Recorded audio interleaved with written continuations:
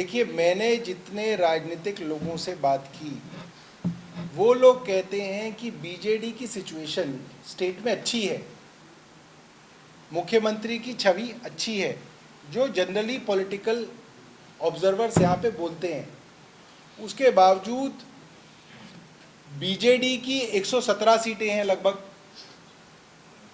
Bharatiya Janata party की 22 सीटें हैं। 117 सीटों वाली पार्टी की क्या मजबूरी है कि वो 22 सीटों वाली पार्टी के साथ गठबंधन करना चाहती है? ये जितने लोग इस देश के अंदर समझदार हैं, उन सबको समझ में आ रहा है, हमें भी समझ में आ रहा है। हम भी इंतज़ार कर रहे हैं कि कोई बात ऐसी निकले। समझ में सबको आ रहा है कि क्या हो रहा है। ये चीज़ जो दिख रही है ये बहुत नेचुरल नहीं है।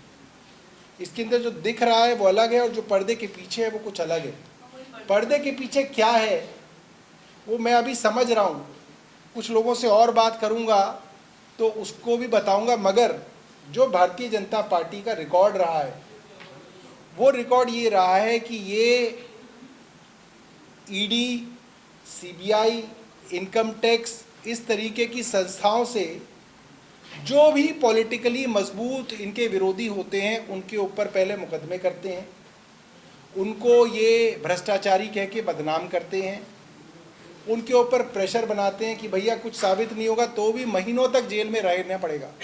और ऐसे बहुत सारे लोग हैं जो महीनों से जेल में सड़ रहे हैं, कोई सबूत नहीं है मगर जेल में सड़ रहे हैं। तो इस डर से जिसके छोटे छोटे बच्चे हैं, जिसका परिवार है, वो आदमी अक्सर जो है इनके दबाव में आता है। और एक नहीं, दर्जनों नेता हैं।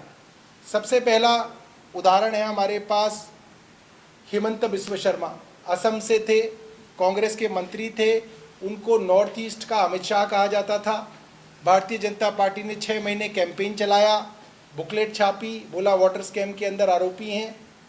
उसके बाद वो भारतीय जनता पार्टी में आ गए। आज भारतीय जनता पार्टी के असम के मुख्यमंत्री हैं।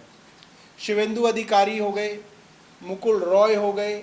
अजीत पवार के बारे में देवेंद्र फडणवीस बोलते थे कि अब जेल जाने का समय आ गया है, जेल में चक्की पीसिंग।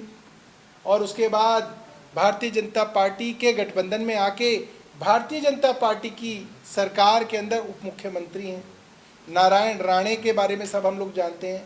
और बहुत दूर ना जाएं, अभी 3 दिन पहले तृणमूल कांग्रेस के यहाँ एक मंत्री थे, उनके तपस राय, तो 5 बार के एमएलए थे, उनके यहाँ छापा मारा गया ईडी द्वारा।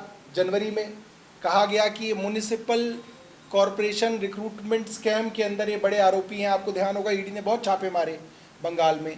और अब 2 दिन पहले उनको भारतीय जनता पार्टी में शामिल कर लिया गया और बताया जा रहा है वो लोकसभा का चुनाव भारतीय जनता पार्टी की तरफ से लड़ेंगे।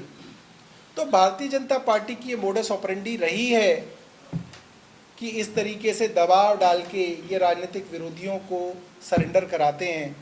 मगर आम आदमी पार्टी इनके आगे सरेंडर नहीं कर रही है।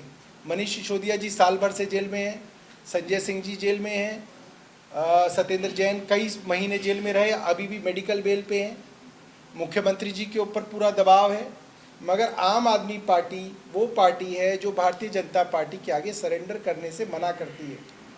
हमारे लोग जेल में जाने के लिए तैयार हैं मगर सरेंडर करने के लिए तैयार नहीं हैं।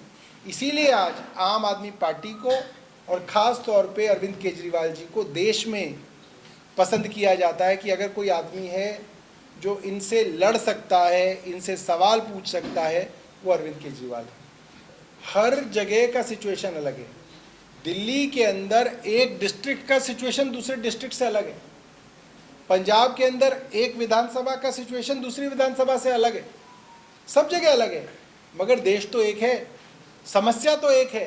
सब जगह क्या समस्या है? आप कहीं भी चले जाओ, आप एक पत्थर उठाओ और पत्थर मारो, वो पत्थर जिसको लगेगा वो बेरोजगार होगा। तो बेरोजगारी सबसे बड़ी समस्या है, महंगाई सबसे बड़ी समस्या है, गरीबी सबसे बड़ी समस्या है, भ्रष्टाचार सबसे बड़ी समस्या है। लोग आज सवाल नहीं पूछ सकते सरकार से, ये बहुत बड़ी समस्या है। देश के अंदर प्रजातंत्र खत्म होने वाला, ये बहुत बड़ी समस्या है। समस्याएं वही हैं। मगर जो आम आदमी पार्टी का मैनिफेस्टो यहाँ बनेगा उड़ीसा में, वो उड़ीसा के लोगों के साथ कंसल्टेशन करके बनेगा।